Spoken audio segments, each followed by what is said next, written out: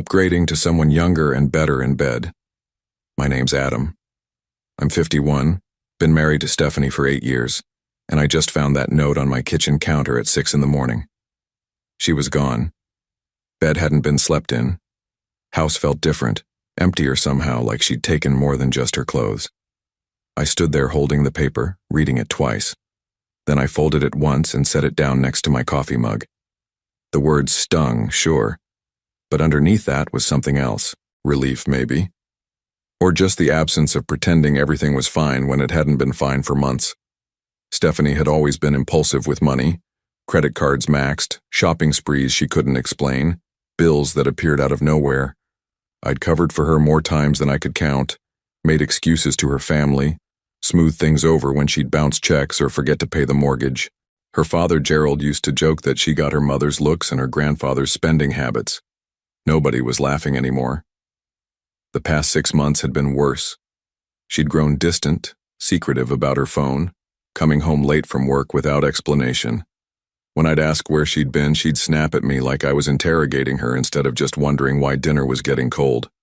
We'd stop talking about anything that mattered, stop talking much at all. I walked to the window and looked out at the driveway. Her car was gone, of course, so was the jewelry box from our bedroom dresser, and the emergency cash I kept in the desk drawer. She'd been thorough. I had to give her that. My phone buzzed. Text message from her father. "Everything okay with you two?" Stephanie called last night, sounded upset. I stared at the message for a long time before typing back, "We'll figure it out." But standing there in my empty kitchen, I had the strangest feeling that things were about to get much worse before they got better. Stephanie had always been reckless when she was angry, and if she thought she could hurt me by spending money, she was about to find out just how much damage she could do. I poured myself another cup of coffee and sat down at the table. The note was still there, accusing me with every word. But something about it felt off. Not just cruel. Calculated.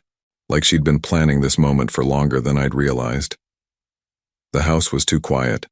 I could hear the refrigerator humming, the clock ticking on the wall, my own breathing. Everything normal, except nothing would ever be normal again. Gerald Brixton had built Zentron Global from nothing, started with a single manufacturing plant in Birmingham, Alabama, making industrial equipment, and turned it into a multi-million-dollar operation with contracts across the Southeast. He was the kind of man who remembered every employee's name, worked weekends alongside his crew, and never asked anyone to do something he wouldn't do himself. When I married his daughter, he pulled me aside at the reception. "Adam," he said, "I like that you work with your hands. Stephanie needs someone steady." I'd been managing construction crews for 15 years by then, knew how to handle budgets and schedules and men who didn't like taking orders. Gerald and I understood each other. We both believed in earning what you had. Stephanie was different. Beautiful, charming, but she'd grown up with money and never learned the weight of it. Her mother had died when she was 12, and Gerald had tried to make up for that loss by giving her everything she wanted. College, cars, credit cards with no limits. It was love, but it was also a mistake. 3 years ago, Gerald had asked me to meet him at his office. "I need a favor," he said, closing the door. "I want to set up a joint account with you, for business purchases, equipment investments, that sort of thing." I'd been confused. "Why not use your regular business accounts?" He'd looked uncomfortable. "Because Stephanie has access to those. As my daughter, she's listed as a beneficiary on everything. And lately..." He'd trailed off, then started again. "She's been asking a lot of questions about my finances, wanting to know about retirement plans, inheritance, liquid assets. Makes me nervous. You don't trust her." "I don't trust her judgment when it comes to money, never have. But you understand business, Adam. You know how to be responsible with large sums." We'd kept the arrangement quiet. The account was substantial. Nearly $200,000 that Gerald used for major equipment purchases and expansion planning. Only he and I had access. Even the bank paperwork listed it as a business partnership account between Gerald Brixton and Adam Wesley. "Don't mention this to Stephanie," he'd said that day. "She'd feel hurt, thinking I don't trust her. But money changes people, Adam. And I've worked too hard to watch it all disappear because someone can't control themselves. I'd agreed, understanding his position. But over the months I'd started noticing things. The way Stephanie would go through my wallet when she thought I was sleeping. How she'd ask casual questions about Gerald's business, about my work, about accounts and investments. Little probes disguised as conversation. Now, standing in my empty kitchen, those conversations felt different, less innocent, more like reconnaissance. My phone started buzzing at 9 that morning. First call was from TrueSpire Bank, automated fraud alert. Someone had attempted to withdraw $5,000 from an account ending in 7392. I hung up, confused. That wasn't one of my account numbers. Second call came 10 minutes later. Different bank. Unauthorized transaction on account ending in 8847. Again, not mine.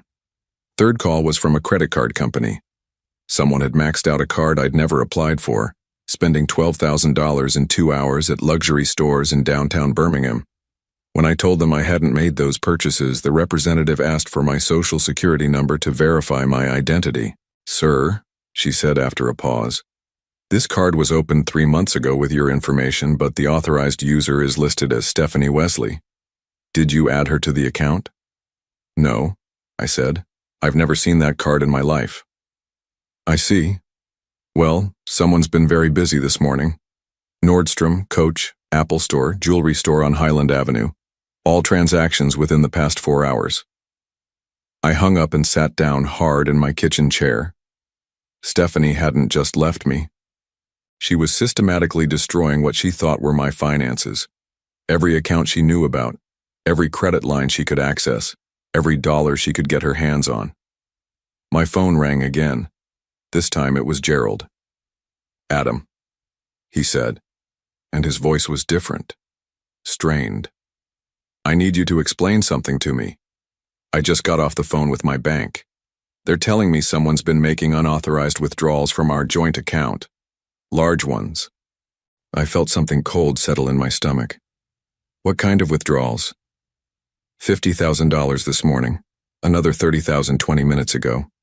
The bank flagged it because the transactions were made at different branches, and they're all cash withdrawals. His voice got quieter. "Adam, the bank says the withdrawals were made by someone with access to the account information. Someone who knew the account numbers." I closed my eyes. Stephanie had been going through my papers, my wallet, my computer. She'd found the account information and thought she was stealing from me. Instead, she was stealing from her own father. "Gerald," I said slowly, "Stephanie left me this morning. She's trying to hurt me financially, but she doesn't know about our arrangement. She thinks that account is mine." Silence on the other end. Then, "You're telling me my daughter is stealing from her own father to get back at her husband?" "That's exactly what I'm telling you." Another long pause. "How much does she have access to?"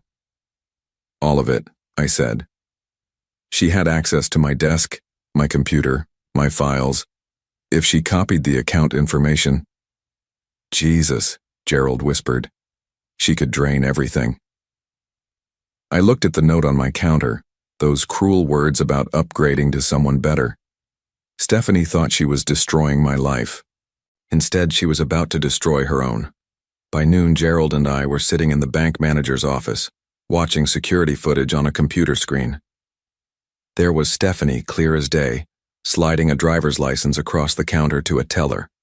She'd withdrawn $80,000 in 3 separate transactions at 3 different branches. "How is this possible?" Gerald asked the manager, a thin man named Roberts who kept adjusting his glasses. "This is a business account. She shouldn't have access." "Sir, she had all the account information. Numbers, routing codes, even the security questions. When someone has that level of detail, we assume they're an authorized user." Roberts looked uncomfortable. "Plus, she's your daughter." The teller recognized the last name. Gerald's face was stone. "She's not authorized on this account. Only Mr. Wesley and myself." "We understand that now, sir. We've frozen the account immediately. But I'm afraid there's only about $40,000 left of the original balance. $160,000. Gone in one morning." Gerald turned to me. Where else could she have gotten account information? I thought about the past few months. She's been in my office at home, goes through my desk when she thinks I'm not looking. The account statements come to the house. Have you confronted her about the theft? I can't find her. Her phone goes straight to voicemail. She's not at work. I called and they said she took personal time off. Roberts cleared his throat. Gentlemen, I should mention that we're required to report this to the authorities. This amount constitutes grand theft, and since it's from a business account, there may be additional charges. Gerald was quiet for a long time. Then he said, "Do what you have to do." We walked out of the bank into the afternoon heat. Gerald stopped next to his truck and looked at me with an expression I'd never seen before. Hurt, but also something harder. "Adam, I need you to understand something. That money wasn't just sitting there. I was planning to use it for equipment purchases next month. New machinery that would have created 12 jobs. Now I have to figure out how to cover payroll while we sort this mess out." The weight of that hit me. This wasn't just about Gerald losing money. It was about the people who worked for him, the families depending on those paychecks. "I'm sorry," I said. "If I'd known she was going through my things." "This isn't your fault." He pulled out his phone. "But I need to make some calls. See if I can move some assets around, cover the shortfall." He paused. "And I need to figure out how to tell the rest of the family that Stephanie's stolen from the business." That afternoon, I drove around Birmingham looking for her car, checked her sister's house, her best friend's apartment, the gym where she used to work out. Nothing. But at 4 o'clock, my phone rang with another fraud alert. She'd just tried to use a credit card at a hotel in Huntsville, 2 hours north. I called Gerald. "She's in Huntsville. Probably thinks she's far enough away to avoid questions." "Good," he said, "because I just got off the phone with my lawyer. He says if we can prove she's still actively spending the money, it strengthens the theft case, shows intent to defraud." "What do you want me to do?" "Nothing. Let her keep spending. Every transaction she makes digs the hole deeper." His voice was bitter. "I raised her to be better than this, Adam. I don't know where I went wrong." "You didn't go wrong. You trusted your daughter." "Yeah," he said. "I did. And now I have to live with the consequences." That evening, Gerald called an emergency family meeting at his house. His sister Janet, his brother-in-law Marcus, and Stephanie's younger brother Tyler all showed up confused and worried. Gerald had told them it was about Stephanie, but nothing more. I sat in the living room where I'd spent countless Sunday dinners listening to Gerald explain everything. The joint account, the theft, the police report he'd filed that afternoon. The family listened in stunned silence. "Wait," Tyler said when Gerald finished. "You're saying Stephanie stole money from the business? Our business?" $160,000, Gerald said quietly. Money that was earmarked for expansion, for new equipment. Money that would have secured jobs for people who've been with us for years. Janet spoke up. "But why would she do that? She doesn't need money. You've always taken care of her." Gerald looked at me. "Because she thought she was stealing from Adam. She was trying to hurt her husband financially and ended up robbing her own family." The room went dead quiet. Marcus leaned forward. "Are you telling us she didn't know the money was yours?" "That's exactly what I'm telling you. She thought it was Adam's personal account. She was trying to destroy his life and ended up destroying her own future with this family." Tyler stood up and started pacing. "This is insane. Stephanie's always been irresponsible with money, but theft? From her own father?" "There's more," Gerald said. He pulled out a folder from his desk. "I had my accountant go through everything this afternoon. This wasn't the first time. Small amounts have been missing from various accounts over the past year. A few thousand here, a few thousand there. I thought it was bookkeeping errors." He spread out bank statements on the coffee table. "Look at these dates. March 15th, July 22nd, October 3rd. Every time it coincides with periods when Stephanie was asking me about money, about the business, about my retirement plans." Janet picked up one of the statements. "You think she's been stealing from you for a year?" "I think she's been testing the waters, seeing what she could get away with. Today was just the first time she got greedy enough to take an amount that triggered fraud alerts. I felt sick. Gerald, I had no idea she was— This isn't about you, Adam. This is about my daughter making choices, bad choices that hurt people who trusted her. He gathered up the papers. I've been supporting her lifestyle for years. Her car payment, her credit cards, even some of the expenses for the house you two live in. All of that stops now. Marcus asked the question everyone was thinking. What happens next? The police will arrest her when they find her. The district attorney will decide whether to prosecute, and I'll have to figure out how to rebuild the trust she's destroyed. Gerald's voice was steady, but I could see the pain in his eyes. She's my daughter, and I love her, but she's also a thief who stole from her own family. Tyler sat back down, looking stunned. What about Adam? Where does this leave him? Gerald looked at me. Adam's done nothing wrong. If anything, he's a victim here too. She left him, tried to destroy him financially, and used information she got from his private papers to commit a felony. He paused. As far as I'm concerned, Adam's still family. Stephanie's the one who chose to leave. The words hit me harder than I'd expected. After 8 years of marriage, I was about to lose a wife but keep a father-in-law. The next morning, Detective Harrison called to tell me they'd found Stephanie. She'd been arrested at a luxury spa in Huntsville, trying to pay for a week-long retreat with one of the stolen credit cards.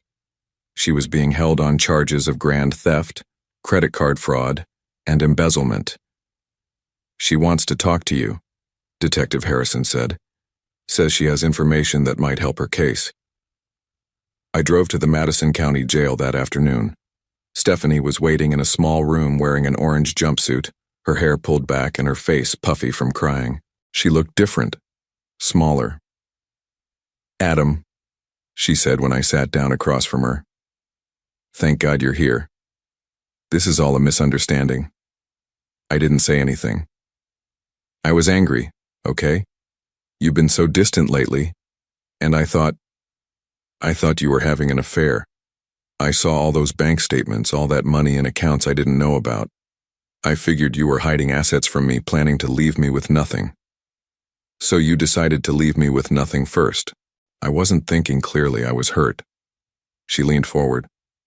But Adam, we can fix this. You can talk to my dad, explain that it was a mistake, tell him I'll pay everything back. I looked at her for a long time. Stephanie, do you know whose money you stole? It was your money.